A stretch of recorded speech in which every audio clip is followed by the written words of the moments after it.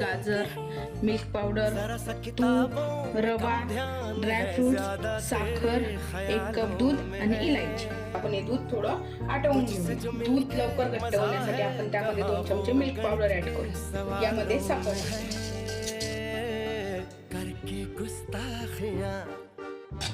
आपलं दूध आता घट्ट झालेलं आहे. त्यामध्ये ड्रायफ्रूट टाकूया.